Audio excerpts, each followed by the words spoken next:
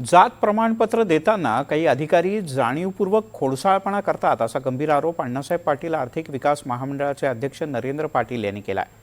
महामंडळातल्या अधिकाऱ्यांकडून लावण्यात येणाऱ्या अटी शर्तींवरून पाटील यांनी नाराजी व्यक्त केली। याबद्दल मुख्यमंत्री आणि उपमुख्यमंत्र्यांच्याकडे वारंवार तक्रारी करूनही कारवाई झालेली नसल्याचा दावा त्यांनी केला।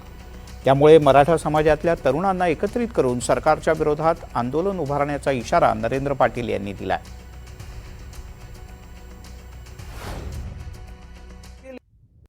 स्वतः विखे पाटलांनी मधल्या एका आंदोलनामध्ये त्यांची भेट घेतली, मुंबईला भेट घेतली आणि मला वाटतं की परत पुढच्या आठवड्यामध्ये विखे पाटलांनी या विषयावरती मीटिंग घेतली।